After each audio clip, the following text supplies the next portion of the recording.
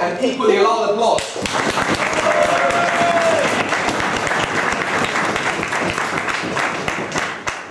I'm Kasper, I will be your chair and speaker. Joining me in the panel are Mika and Carmen, and the time will be kept by Michaela. Let's welcome us, since we want attention as well.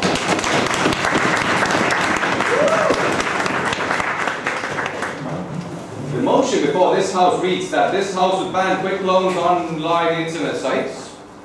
Is that correct? Online sites. Sorry? Quick loan online sites. Quick loan online sites. Oh, I put the word internet there for clarity. I'm an old school person. Okay, again, this House will ban quick loan online sites. Everybody satisfied with that. Are there any questions? I guess not, since you are the breaking teams. So let's move on to the first speeches. Martin, you are up to open the case for the proposition on the motions that stands in your name.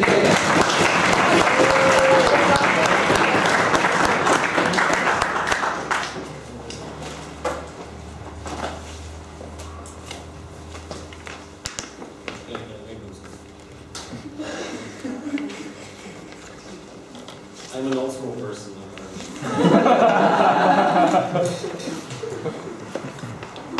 It started with a PlayStation, and then 5 years ago it ended with no car, no house, and no PlayStation. The only thing that was left was 9 loans that person was completely unable to pay. On the proposition here, ladies and gentlemen, we believe that generally, in most cases, taking loans is bad. Because an individual cannot predict his financial situation to the future, and therefore a loan is something that in the future will financially drag him down. On proposition, we'll talk about 3 things. Firstly, we'll talk about why these sites make people do bad decisions. Secondly, about what harm this does. And finally, my second speaker will talk to you about social classification. So I'll start about why people do these things. So firstly, what are these people?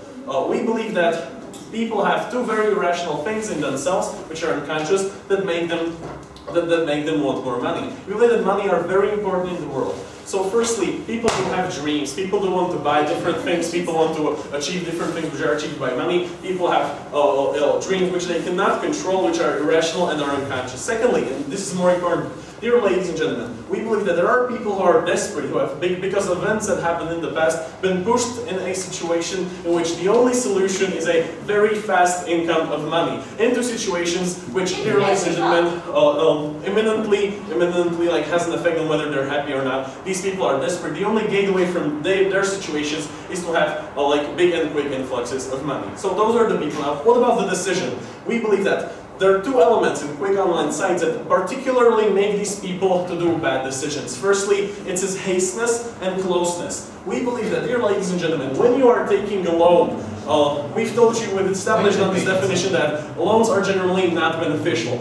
But we believe that in certain cases, the loans can be helpful. Yet how can you determine whether it is the case if they're helpful or not? Is a long set of rethinking this decision. And because quick online sites are so close, because when I'm sitting at home, dear ladies and gentlemen, I'm literally, no thank you madam, 3 minutes away from getting that big influx of money. I'm literally sitting in my home at my computer and I have the money right within a click of a mouse. Therefore, the distance from me to the decision where I borrow this money is, dear ladies and gentlemen, very, very small. What we believe is that, again, a desperate person who can solve all his life problems in a minute is actually very likely to take this decision and not to think about that. Moreover, and this is why we specifically ban online sites, that's why we ban online sites. When someone actually goes to a bank, there's a set of conscious, rational acts that make the person rethink this decision, that make him, in some point, get to the point of, well, this may be a bad decision, this is not on online sites, because we do not do that series of conscious actions. No, thank you, madam. The second element is anonymity, because we believe that sometimes people are embarrassed that they borrow money because this makes an image of them that maybe they have failed in life. When you borrow money, it symbolizes that for some reason you are not successful, the money you get are not sufficient. And because the internet offers anonymity, because no one will ever know that you have walked out of this house, because the decision and the whole process stays in your own room at your house. This is very anonymous. This makes people, this makes the loans that are offered very, very favorable by the people, and this makes people want them. And one way I want to say in this argument, we're saying that the irrationality and the unconscious desire makes people take these loans even if these loans aren't the right thing. This makes the people unable to have the conscious process of rethinking. This enables people to be critical. This enables people... No, thanks, sir. This enables people to actually rethink the decisions because it is so hasty, because it's so close, and because it is so anonymous.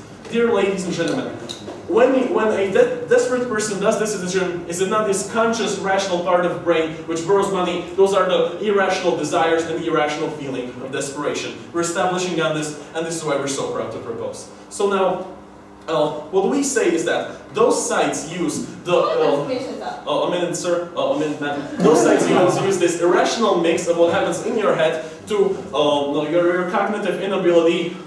They use this for their own profit. Yes, madam? By your own logic, your site would then ban all online transaction sites like eBay as well as Amazon. No, madam, because what we believe is that those sites like eBay and Amazon, they do not use the mix, the exact mix that we have told you. They do not have the element of desperation. They do not have they do not look for people who are especially desperate. They do not target people who are in imminent need of money. That simply does not apply. So I've told you why they're very dangerous. Now, what is the principle on banning this? And here, ladies and gentlemen, now I'd like you to think about cigarettes. What we are saying is that in our society, we know that cigarettes are very, very bad, they're very harmful. If someone smokes them, we need a clear consent from that individual that he's consenting to all the harms of cigarettes. That's why only elders can smoke, that's why you need to be 18 in order to smoke. What we are saying is that in our society today, we do not allow cigarette ads, we do not allow cigarettes in some countries being in movies, we do not allow advertisers to make them cool. What happens is that we as a state, dear ladies and gentlemen, want their consent based on rational thought, not on the irrational thought which the advertising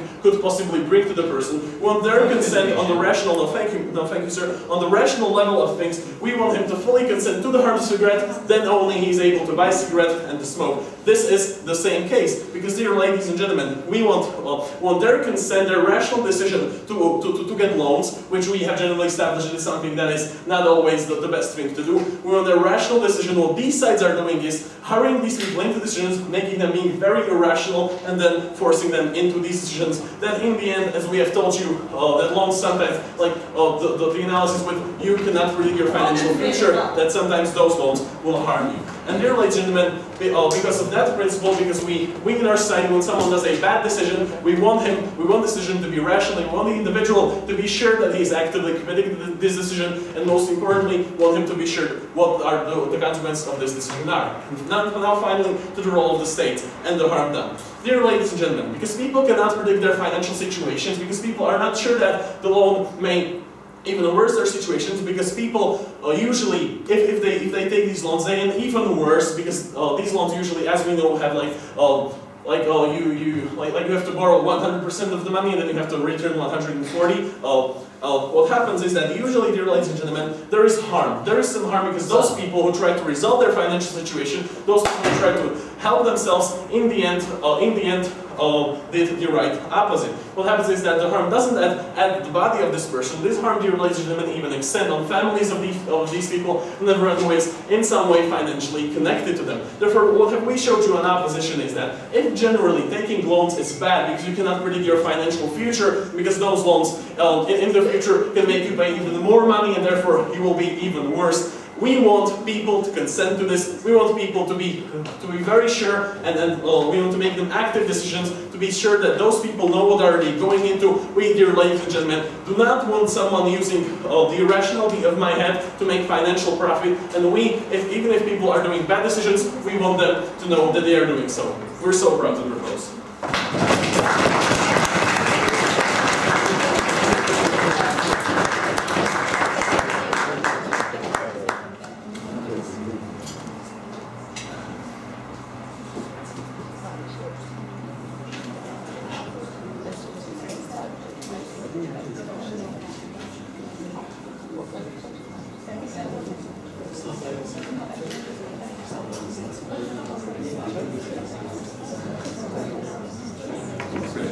I thank the gentleman for his speech, and now to the case for the opposing side. I would like to call upon Law to take the floor here.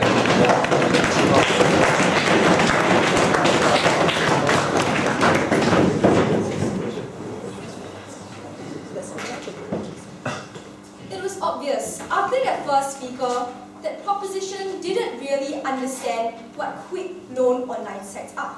Because in their first speaker, they didn't provide us any definitions as to what these sites are. So I'm going to clarify it now for the house. These quick loan online sites are money lending sites. But unlike the characterization of these sites, we recognize they have a stringent criteria. While they are not as strict as banks, we recognize they also look at things like your credit history. They look at things like employment levels. Why? Because we realize they are also businesses, ladies and gentlemen. They also need to make sure that people they lend to also repay their loans. And that's why they have this kind of criteria, something that already takes down the bulk of their argumentation. Our stance for the House today is that we support the strict regulation of quick loan sites.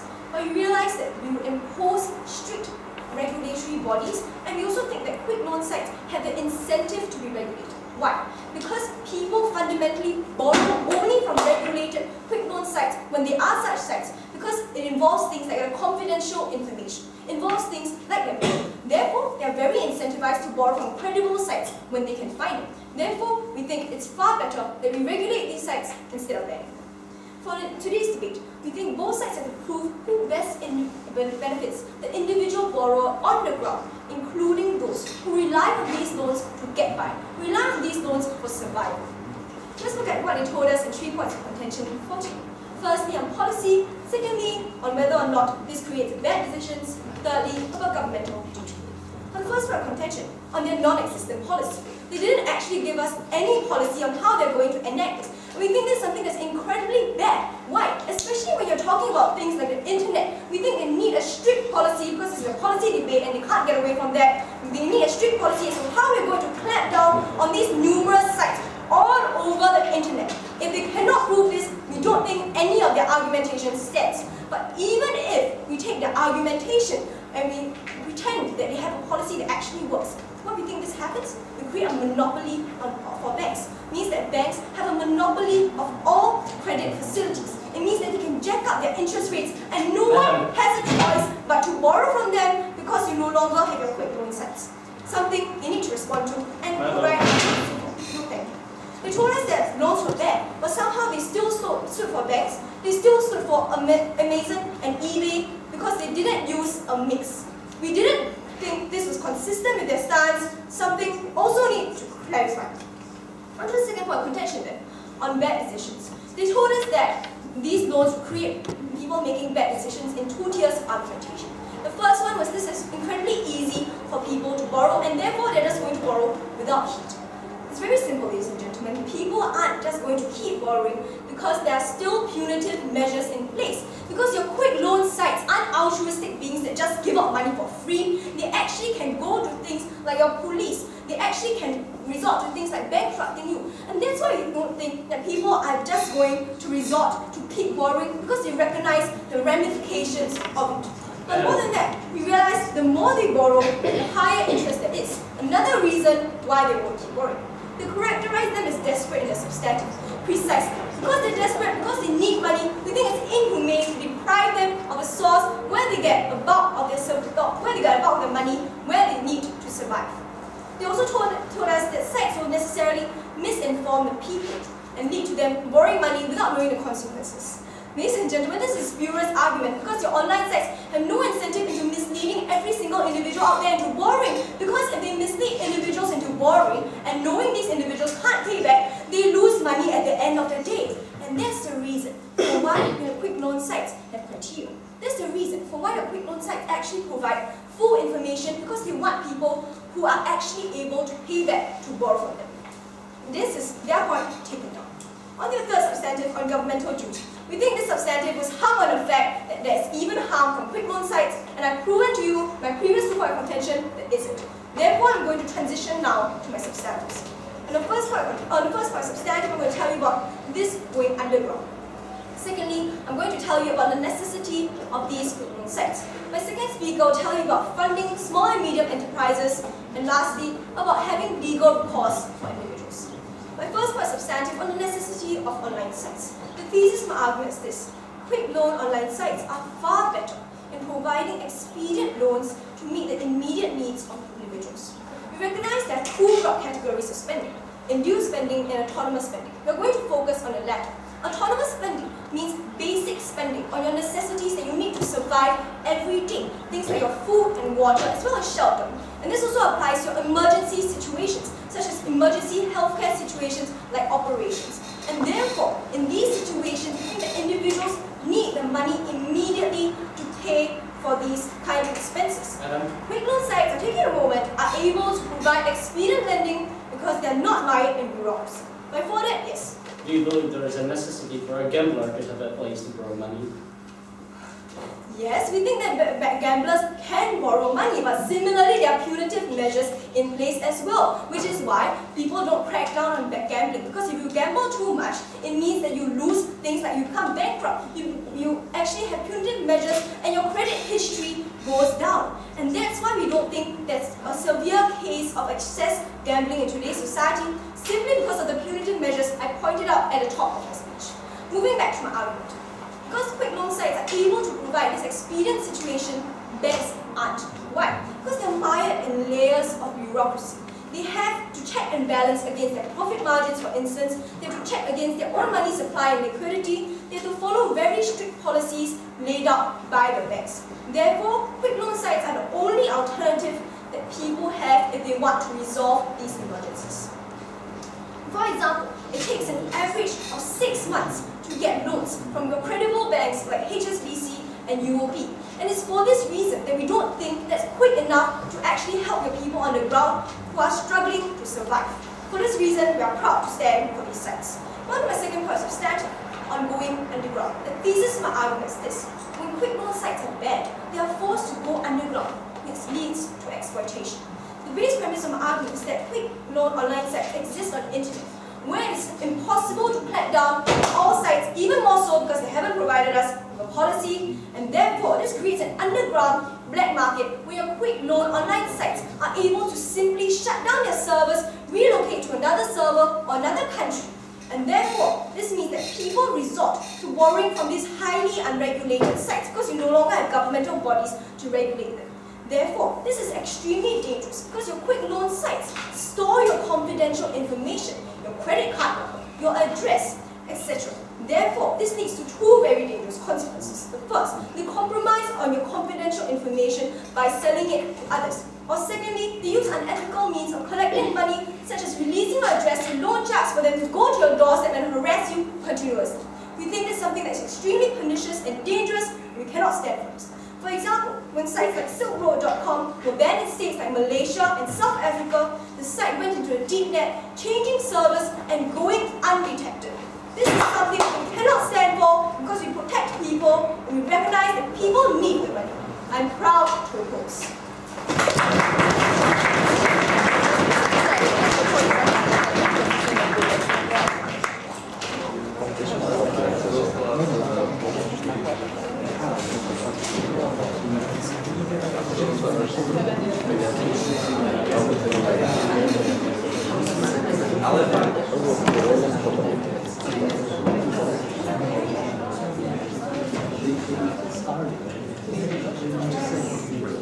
I thank the man for his speech. And now the second speech on the proposing side, I'd like to call upon Solomon to take the floor.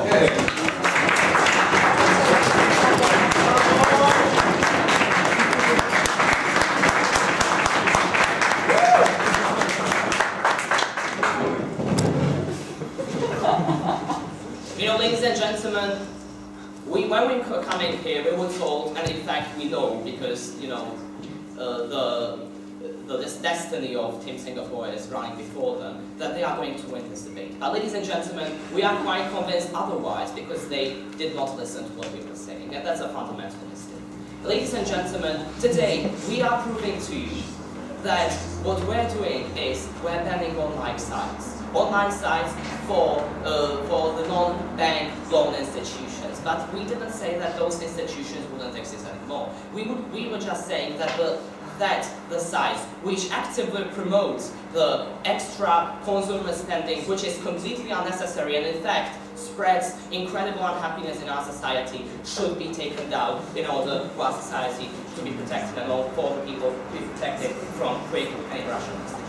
So ladies and gentlemen, what I'm going to do in my speech, I'll first read out just having coming up from Singapore, and then I will move to my first point of how we are doing the social classifying when allowing both sides to go. Ladies and gentlemen, you know what we want to do and what is the issue with those sites, as we have been explaining to you throughout the whole first speech, is that it allows you to make a decision that is very quick. Not a decision, not when you want, it is not the same as if you want to have the money fast. It is when there was examples of you needing money because of your medical treatment. But ladies and gentlemen, if you need money more at the moment, that you will need money faster, you can still scratch those financial institutions, but it is still a harder step to do. So you have to overthink it more when you are going there. What we are doing on the other hand is when you are on the internet, you are standing in front of the computer, the advertisement is shining simply, it is so attractive, you want to have that new car, new PlayStation, new computer, that you will actually buy it without thinking about it. And this, ladies and gentlemen, what we believe that spreads unhappiness in our society. Ladies and gentlemen, so we believe that this argument of the argument of whole necessity is economic, as well as the argument of monopoly. We believe, ladies and gentlemen, that you still have the alternative when it comes to banks in the non-financial, non-bank loan institutions. But, ladies and gentlemen, also we have been told that it is not in the interest of those groups, of those institutions, to lend money to people who are questionable. Well, ladies and gentlemen, how does this work? When it comes to a bank institution, you pay like a small interest rate, maybe 10% a year. Well, but when it comes to questionable people, people who are not that able to pay off those debts, the interest rates get higher. And even those financial institutions are able to loan you money, but at a higher interest rate. That's what happens actively, ladies and gentlemen, in our society. That's how people with no property can actually get a loan, and then they get sucked out of money, as we heard with the example of people, of a person who started with a PlayStation and ended up with having no house. Ladies and gentlemen, this is actually the real example of what she's saying. No, that's easy for him. Now, ladies and gentlemen, we believe, thank you, that when you are going to a bank or other institutions, as we heard you need to do more steps. It is not that easy just to click on the advertisement and click, now I want to have money, I want to have $2,000 at the moment. No, ladies and gentlemen, when you want to get the loan otherwise, in other means, that's what we're saying, it is harder. Therefore, ladies and gentlemen, it is some guarantee that you will be more rational. And we admit that this will not work in 100% of cases, but we still believe and we still argue that this will deteriorate many people. Now we heard from Tim Singapore a technical argument, right, that it would be a black market. Well, ladies and gentlemen, firstly, well, it can work on a multilateral kind of policy basis that all the countries are in the system. We don't see this as a problem. And secondly, ladies and gentlemen, within the country there can be an internet police, anything that would make this possible. We do not believe that this is a principal point of view that we should be concentrating about. But now moving on to my final substantive point, the social classifier. Ladies and gentlemen, what we see in our society today, that a spend-happy society, incredible consumer spending is spreading across our society. We can see that the examples of the United States of America, for example, where people are getting deeper and deeper in debt. But before I can continue with this great point, yes please. An individual needs to go for a heart transplant immediately. Your side is in two options. Go to a loan shark or die on the streets. Well, ladies and gentlemen, no. We believe that if you really need the money, if your husband is dying because he needs a medicine which costs $2,000, well, go to a non-bank financial loan institution which can provide you with the money. But if you want a new PlayStation which you do not really need, and you can rationalize that you do not need that PlayStation, well, ladies and gentlemen, you can do it, by the way, from your home to that institution, or because through the bureaucratic steps that they were criticizing. Whereas, on the other hand, when you are in front of that computer, the decision is so easy that the emotions and your greediness and desperation is so incredible that your rational parts of mind are not able to take over your control. But now moving on to our final substantive. Ladies and gentlemen, we believe that when it comes to to what's happening in our society, the middle and the upper class of our society is spreading an incredible consumer spending. What this means is that that people that simply what people consume or how much money they spend on consumption is increasing rapidly every year. But now, ladies and gentlemen, what happens is that people who are in the social underclass and really cannot afford this feel like they need to be equal to those people, that they need to buy more. They see it in the films, they see it in the advertisements, ladies and gentlemen, and we believe that this is wrong. Ladies and gentlemen, what happens is that when it comes easy to you, when you see that James Bond with very nice watch, and you want to have that watch because you want to be very cool, and you are being actively persuaded by the society and by other social groups that it is very cool to have those watch.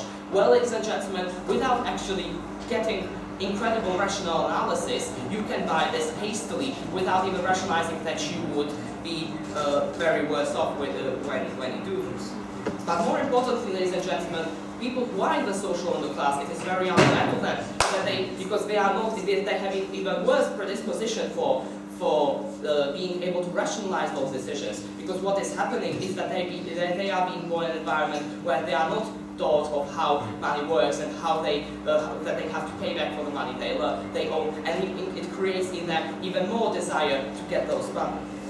And now, ladies and gentlemen, what we believe that is happening in our society, when the loans are so incredibly easy to get, ladies and gentlemen, the social differences are being exaggerated even more. Because when you are in the social underclass and you want to be equal to the other people which are basically more rich than you, by simply taking the loans and by being equal to them, you simply get into a worse and worse hole. And this is what we can see, for example, in all the cases across the world where people are going basically bankrupt because they could not fully rationalize. And so, ladies and gentlemen, what we believe, ladies and gentlemen, is that this incredibly harms the society, harms the people, brings unhappiness. So, ladies and gentlemen, you should vote for the proposition. Thank you.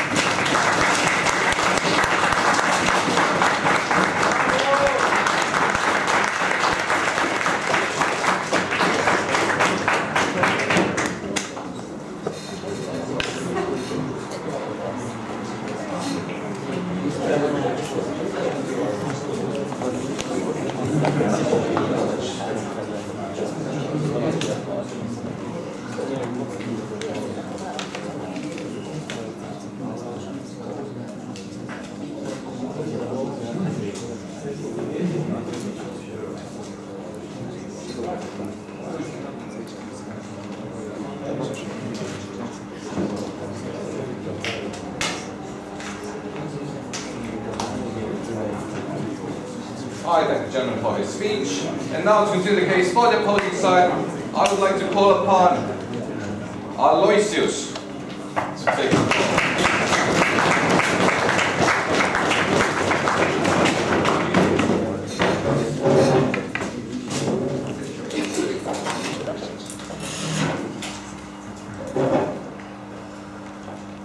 Proposition accused us of not listening, but they themselves didn't understand the nuance of our side, and let alone the motion standing before this House today. Because their second speaker failed his side's fundamental burden again when he never talked about a ban. A firm ban, a specific ban that required legislation to implement, that required enforcement mechanisms to carry out. If they didn't have any mechanism on their side, all the benefits that they talked about would never materialize at any level. And even if we took their arguments on a value judgment basis, they were still critically flawed, because all of their argumentation was hung on the notion of misinformation.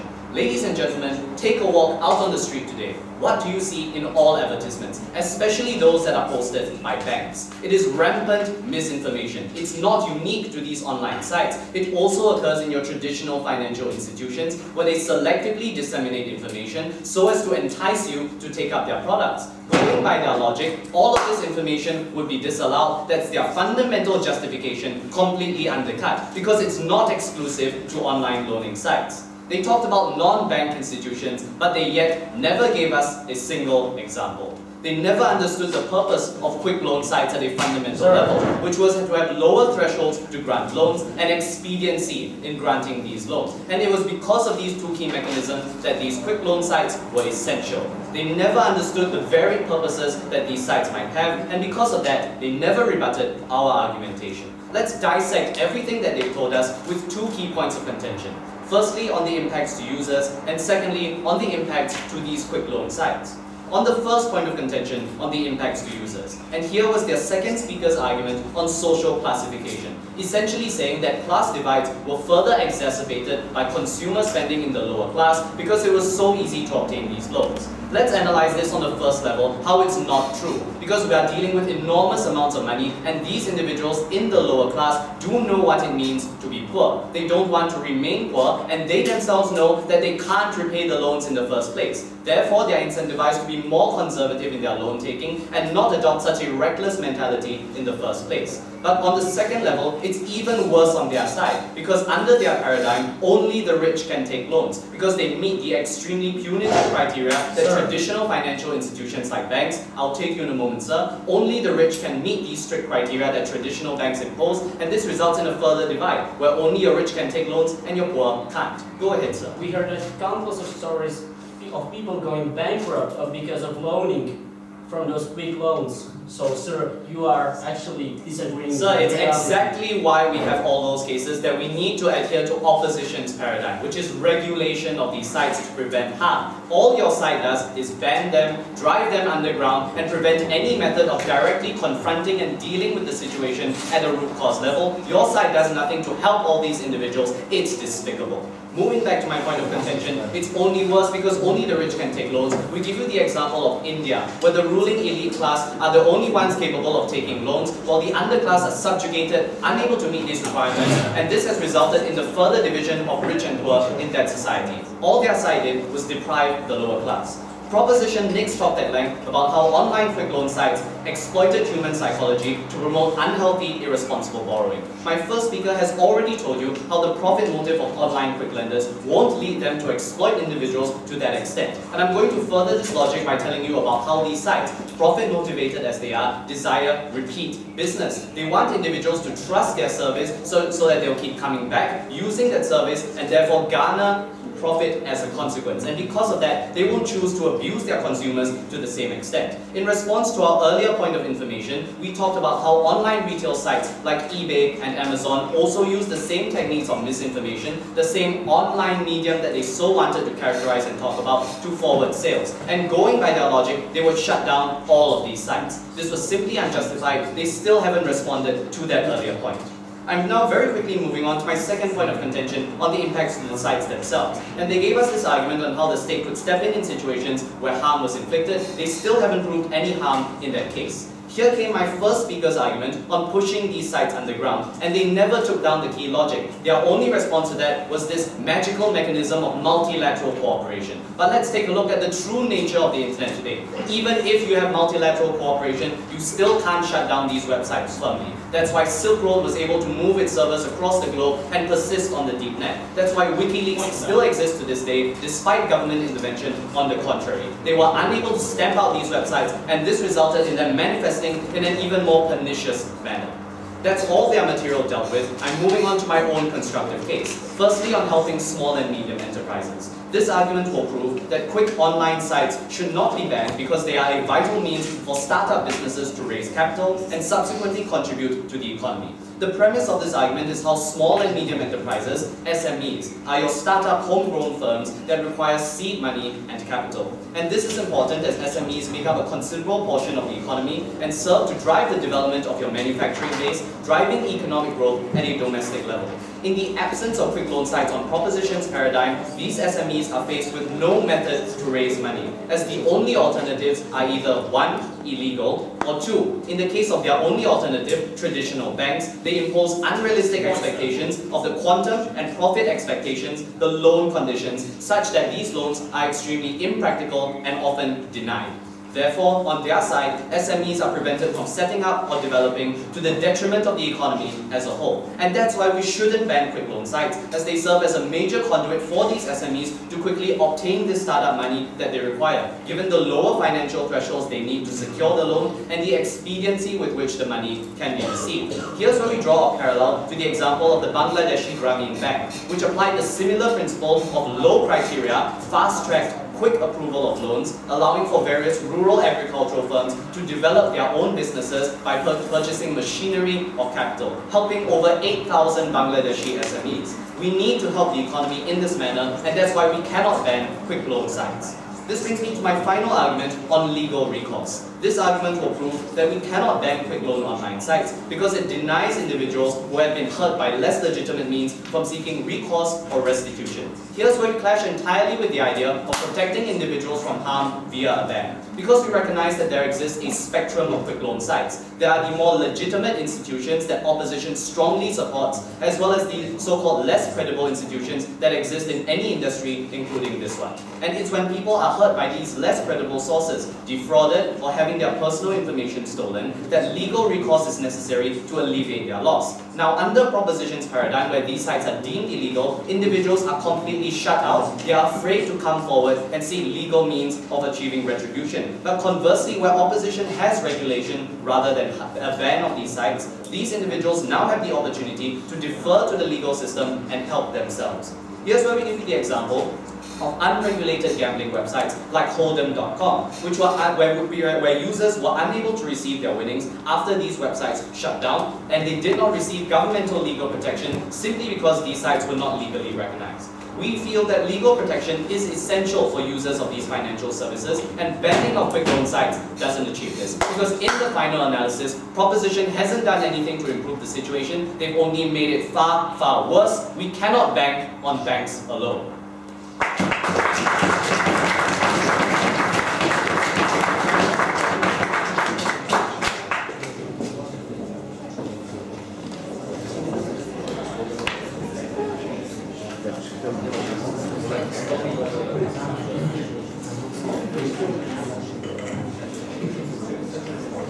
Ej Tomáš, je tam kontradikcia. Má tam kontradikciu pán Fec. No, na jednej strane tvrdí, že je schopný nejakým spôsobom kultivovať ten trh, čož predpokladá, že v momente, keď chceš supportovať tie dobré stránky, tak ty zle musíš logicky zakazovať, inak tá kultivácia nastane, ale my tvrdí, že sa to nedá. A to je dosť veľká kontradikcia, to je kontraplán celý. Oni sú slepí, nemôžem da ich zakričať po slovensky. Na piči, nech si to všimnú.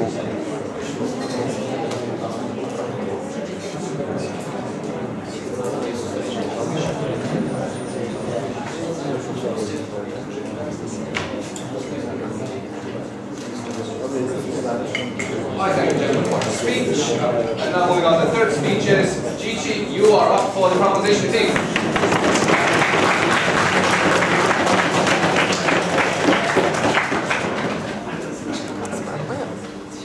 Ladies and gentlemen, let's take a step back and look at this debate and what happened in there.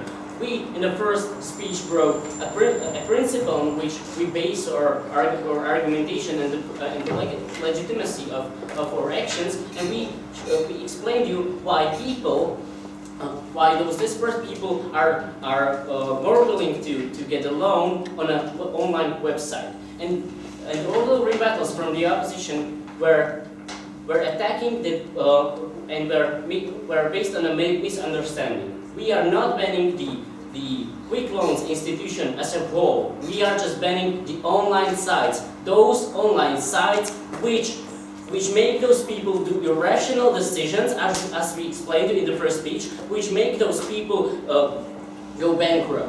All those arguments about the necessity of those institutions, about the monopoly of banks, and about the business which will suffer when we will ban those institutions are not valid in this debate, because those institutions will still stay in the after we apply the thesis, they will still be on the streets, but they will not be on the internet, they will not be online, and they will not be available for those people which will be exposed to those websites which provide them quick and easy way of loaning money.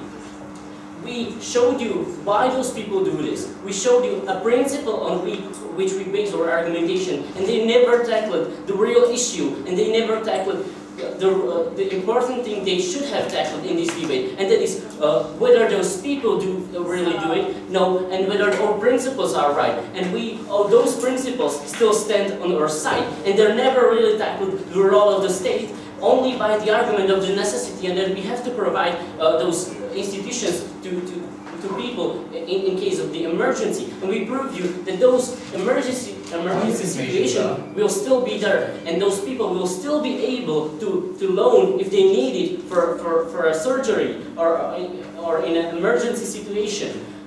And in that case, it's a rational, well-thought decision when you see a problem, an issue in your life that you want to save your husband, which is dying in a hospital. You make a rational decision. You go out of your house to that quick loan institution on the street, and you borrow money there. On the other hand, we protect those people which do not really have a necessity, which do not really have an emergency to borrow those money because they have to make a rational decision. They have to make a step of more steps in order to get those money. They don't have to just stay in their house behind the computer and get the easy money from those websites. And we are banning those websites. And yes, this is our policy. We are just banning those websites. They were bringing an example of Silk Road which moved to another country. Well, ladies and gentlemen, the Silk Road is right now banned completely out of business. Well, we believe that this is a contradictory example on their side, because they simply brought an example which supports the policy which we bring, and we believe that that attacking our policy or the way we will ban those online websites is very poor argumentation, because it's just a technical argument. Yes, madam. If an individual can still go out of his house, walk a few steps to a quick loan institution, tell us why all your harms about irrational spending, irrational borrowing won't come around. We, in a first speech, spent a whole 3 minutes explaining why those people make more irrational decisions when they are looking on the online website. Whole 3 minutes. And that is the point our second speaker said that you didn't listen. We did it, and we explained to you why it is more irrational decision when you are looking at a website, and when it's more rational decision when you have to go out of the house. And this is the reason we are banning those online websites. This is the reason we believe your arguments are not valid, because those businesses will still have a place to borrow money easily and to provide to continue with their business. Those situations with emergency will still have a possibility to buy money, and the banks will not get a monopoly on the financial system. Well, let's move on the argument about the social classifying. We explained to you that the social classifying will happen if we don't do this measure, because in the status quo, we can see in America how those people are getting more consumeristic and they are buying more and more things. And their response to this was that why don't we ban Amazon and sites where you can actually buy things? Well, this is because if you want to buy something from the Amazon, you have to have those money at first.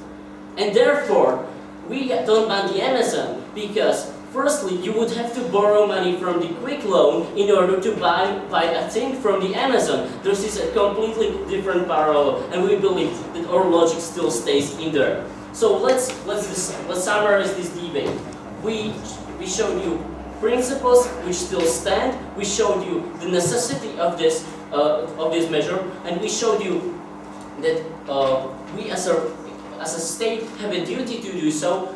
in order to protect those people which make irrational decisions, we as a state have a duty to do to protect people from this social classifying. All their arguments, all their rebuttals, all of their rebuttals were just a technical argument focusing on a policy which is completely irrelevant, because we of course can ban things from the internet. It's not that impossible, and by cooperating with other states we also can do this. So we believe that it is possible to apply this policy. So, ladies and gentlemen, what still stands on the side of proposition is a strong principle, is a strong duty to do so. And there is a problem, an issue we showed you and explained you why this issue is created by the online websites of those quick loans. And we believe that by banning those quick loans, we minimize the amount of people which go bankrupt because of buying or because of loaning from those quick loan institutions just based on a irrational decision made because of the online website. Therefore, we ban the online website. We bring all the benefits which we stated in the first speech and brought throughout the whole debate. On the other hand, there are no negatives which brought the opposition, because those negatives only happen if we ban the quick loans institution at all. We do not do this. We ban only the online websites. And for all those reasons, I beg you to vote for the proposition.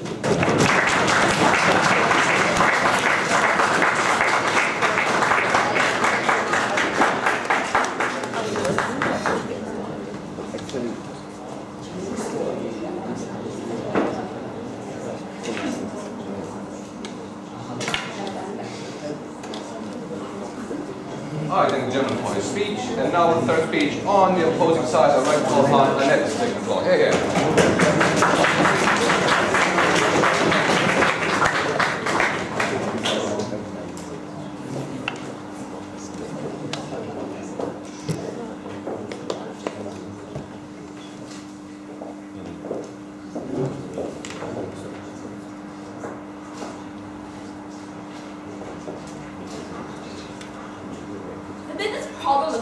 with proposition today is that they assume that people aren't rational.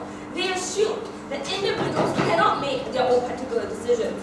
But yet, at the same time, they also assume that just because I walk 50 meters out my house to go to a non-financial institution, it suddenly makes me a rational being, and it suddenly makes my choice legitimate. That was the biggest flaw on proposition, where they failed to recognize that simply because you go to a bank, it doesn't necessarily make your choice a more legitimate or rational one, as earlier pointed out in the point of information to cite proposition. That was where they fundamentally failed. But then within their third speaker, they tried to clarify their policy magically somehow, where they told us that we will only ban online sites, but not these quick loans institutions as a whole. Firstly, that's already factually not true. Most of the time, these institutes exist as one and the same, by the virtue of the fact that they're online sites, and most of these institutions exist as one particular entity. But even if we take their argument for the idea of expediency, that this is better because they can still go to these quick loan institutions, we're going to argue that it's fundamentally impossible. Because what happens because what usually happens within reality is that these institutions, or quick loan institutions, on an even-if level, are far and few, which means that these individuals cannot get the sort of expedient loans that they need at all, which makes the situation even worse under proposition, which they consider that people need medical help, they consider that people die, and proposition is going to let them die. So now let's really examine this debate in two main points of contention. Firstly, what's best for the people, and secondly, what's best for society.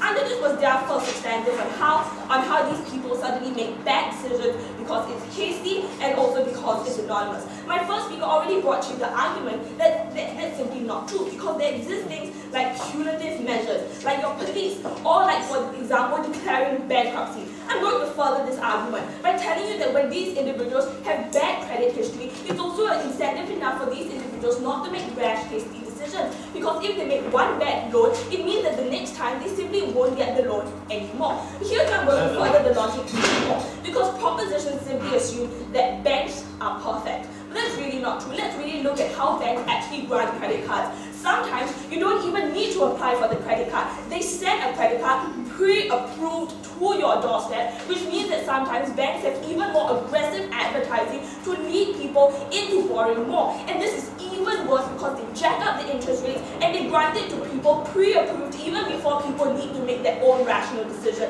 And that's even worse because now they don't even need to click a button. It's already been approved for them even before they were thinking of applying for a particular credit card. And that's why proposition is even worse. But then the only thing they had going for them was the idea of PlayStations and how people need to get loans for PlayStations. But here's where I'm going to argue that if these individuals have the necessary capacity to pay back these loans, whether or not the particular decision was hasty or not, it doesn't matter. Because if the assumption that's coming from proposition is that simply because the decision was made hastily, it makes the decision a bad one. But that's really not true. If the individual has the necessary capability and ability to pay back the loan for his PlayStation, then he should be able to make a particular call to get the loan at the end of the day, regardless of whether it was hasty, regardless of whether he was rational or not. That's why proposition fundamentally failed. Now let's move on to the next idea, on the second idea of harms. Here we already told you that firstly, people will want to repay their loans for things like bad credit. Secondly, that policy also applies to a variety of things like eBay as well as Amazon. And that was already a fundamental principle concession.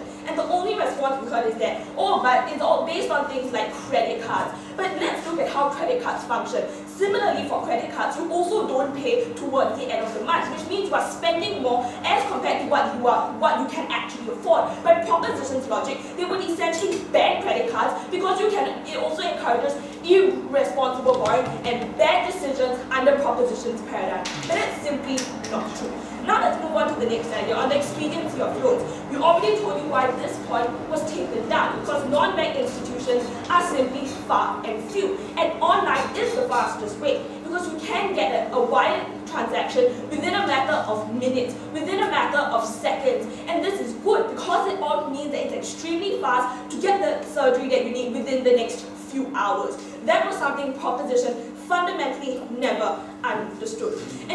So now let's move on to the next idea, the idea of helping small and medium enterprises as well as legal recourse. These were two complete substantives dropped by side proposition. Therefore, they concede that small and medium enterprises will never get the loans they need. And this is crucial because small and medium enterprises will never meet the criteria that banks set out for them, because it's extremely high, it's extremely stringent, which means that they can only turn to online banking sites, which provide them with quick loans. Now let's move on to the second big idea, on what's best for society. Under this was our second substantive on underground black markets. And the only response is that, we have multilateral organizations which can suddenly clamp down. Ladies and gentlemen, the United Nations has been trying to clamp down on things like the black market for ages. It hasn't worked. It will never work, because there exist things like when these sorts of companies and online sites can just simply relocate to other countries where the rule of law is necessarily weaker, countries where the rule of law as well as internet security and policing isn't as strong, places like your lesser developing countries like Afghanistan where the rule of law is simply extremely weak. Now let's move on to the second idea, where they try to tell us about government duty in their second speaker. Firstly, within their own substantive, they told us that people cannot determine global economic situations. Precisely right, because you cannot determine global economic situations, all the more we need these sorts of online quick loans which provide it to you. The problem with banks is that they pinpoint a particular individual and say that he wasn't able to pay it back because it was the fault of his own. What they don't recognize is that sometimes, like they consider, there exist other greater factors like global recessions which these individuals simply cannot account for. Now let's move on to the next idea, on where their second speaker brought to us the substantive of social differences, where he essentially told us that, well, there'll be more debts because people want to be like each other. Firstly, my second speaker already told you why this is not true. Because these individuals know what it's like to be more unfortunate, which means that the sort of decisions that they make will be more calculated and will be extremely more rational. But here's where I'm going to further that argument and tell you that even if people wanted to make, who are less fortunate, want to make these sorts of particular decisions, it's also completely fine. Because let's examine who deals with these consequences at the end of the day. With ideas like bankruptcy, with the ideas of bad credit history, it's also the particular individual. Governments are never in a position to make a value judgment on what is good for an individual if he is the person who bears the consequences at the end of the day. It doesn't warrant a ban because all sorts of vices exist within society. Things like alcohol, things like gambling are all sorts of vices which governments still allow, even though it necessarily means that some individuals are more irrational. Because we have to acknowledge that irrational beings will always exist, but it doesn't necessarily warrant a ban. So therefore, because we truly did what's best for society and we cannot bank on banks, I am proud to stand on opposition.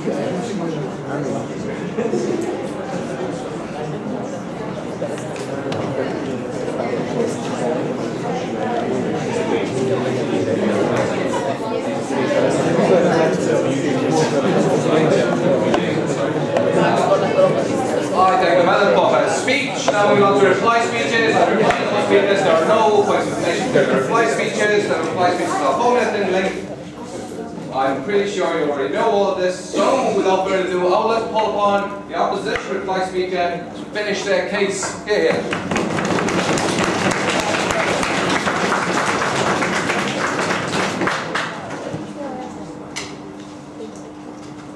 Proposition in today's debate was much like their own characterization of quick loan online services, completely unreliable. They firstly never gave us a firm mechanism, and they were principally inconsistent in their application of a ban. If it was really restricted to online sites only, it didn't go far enough by their own logic, because the mechanism of a quick loan would still inflict all the harms that they tried to prevent. And if it did apply to everything involved in quick loan institutions, then all of the harms that opposition brought up would still apply, harms that were never defeated or refuted by their side.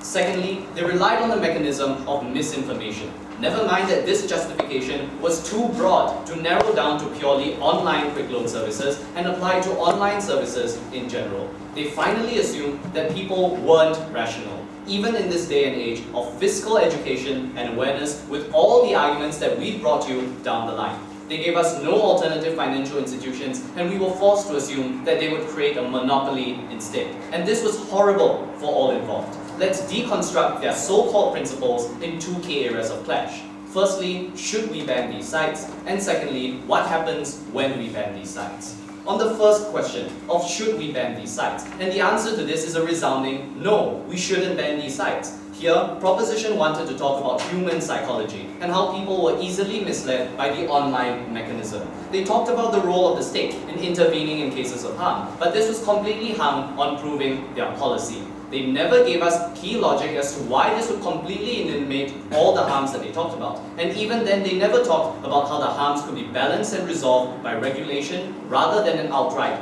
ban. Even then, their unspecific attack on the online mechanism as a whole also applied to various sectors such as online retail, such as advertising, which relied on misinformation to get people to flock to your other traditional financial institutions. Why not extend it there? Their case, their principle was completely groundless and ludicrous. Here came my first speaker's argument on driving these quick loan sites underground, where they would be more pernicious and where they could operate without monitoring by government and thus harm even more people. Because their approach of a multilateral system simply wouldn't work. Because it was firstly unrealistic, and secondly because there's simply no way of enforcing an outright ban. They tried and failed to hit our example, but they never took down our key logic of the nature of the internet as existing on multiple levels, how these websites could easily shift around, and therefore it was extremely easy to evade their mechanism. In the end, regulation on our side was superior, as sites themselves had legitimate incentive to prove their legitimacy as credible institutions so as to draw more users and more profit by extension. And because of all of that, we shouldn't ban quick loan online sites. This brings me to the second question on what happens when we do enforce a ban as proposition insists. And they talked about social stratification, how the lower classes would keep borrowing and borrowing because it was so easy, and because of that it would lead to an even further divide between the rich and the poor. But we completely refuted that, because what their side did was restrict loans to the rich only and allow them to climb further and further higher, leaving the people at the bottom behind. The people who needed these loans to uplift themselves, the people who needed to get by in society. Their side caused social stratification. They dropped our entire substantive on assisting small and medium enterprises. And this was crucial because these are the SMEs that drive your economy, that require these quick loan online services to secure startup capital and seed money, because your traditional institutions failed them so miserably. They shut down industry. And they didn't give people who were misled by these institutions any form of legal recourse, which was completely unjustified because everyone needs to be protected under the law. Because in the end, their side didn't prove anything, our arguments remained strong, and we proved that you cannot bank on banks alone.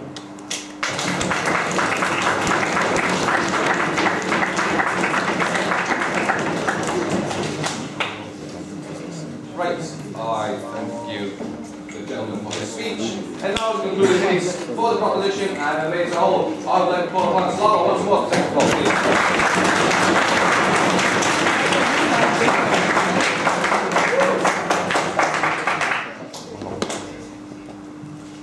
You know, ladies and gentlemen, under status quo, people really do not have enough money. They do not have enough money for the things that are being actively promoted to them by the society. New watch, new PlayStation, new laptop. But then the incredible invention came, so that the people who really are poor, who really cannot afford this, can really do so by the online side. But ladies and gentlemen, you know, people aren't stupid. That's what Tim Singapore was saying. But ladies and gentlemen, people are stupid. But what's happening is that this is not concentrating on the rational. The campaigns of both sides are not concentrating on the rational parts of the brain, but it is rather irrational. What it is doing, it is that it is persuading campaigns which actively attack you in the way that you, through your emotions, through your greed, really want to have that. You really want to have that laptop, you really want to have that new car. Because it is so easy when you are standing in front of the computer to buy it. But ladies and gentlemen, we have shown you today that the unhappiness of people that will be brought by this, that is being actually brought by this in our society. We can see it. We have to bring brought you examples. This harms that are being brought to our society and to the people actually are under the duty of the state to be prevented. And the only answer of Team Singapore were, firstly, well, the technical problems that we heard here. But ladies and gentlemen, yes, the web and the dangerous side are still being taken down, and this is an effective policy as we have shown you. But moreover, what they were doing is that they were bringing an alternative, a regulation, which they themselves didn't really explain why that would work. The same thing that they were telling us that we didn't. But now, ladies and gentlemen, you know, what is different?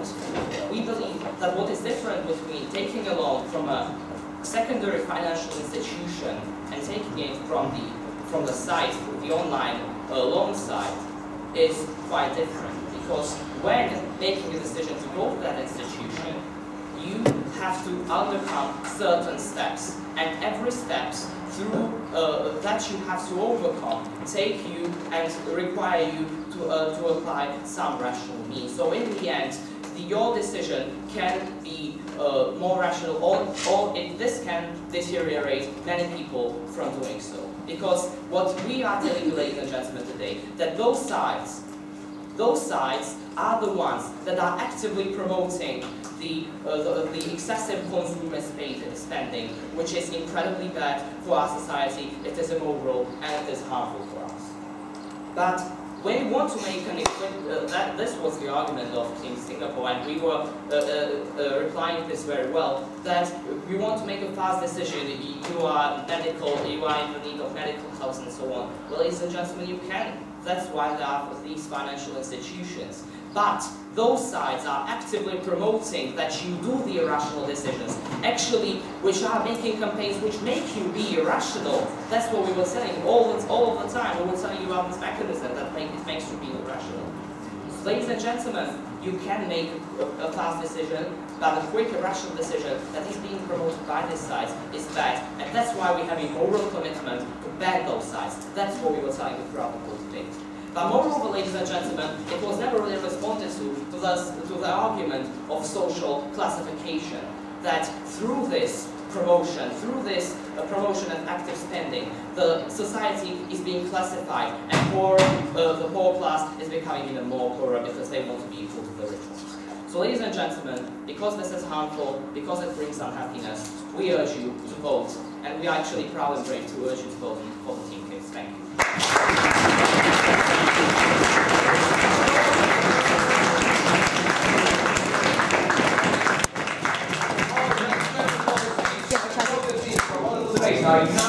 Wiecie, gdzie jest kiwer? And we will go because we don't want to be here anymore. Thank you for listening.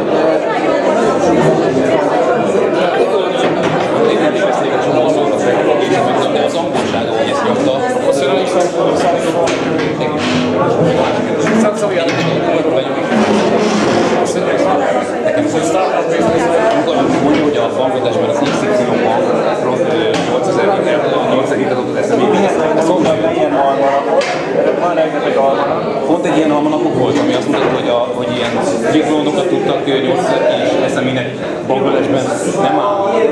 Ezért kilógott itt a szó. Ez elég egyébként is ez nagyon támogatott készülés SMI-s, mert az oké, hogy Bangladesben $20 adunk az SMI-nek, mert ott úgy klasszifikáljuk az SMI-t, hogy egy paraszt, aki növel magának, termesz magának a jásot, az már SMI. Igen, termesz magának és ezt eladja a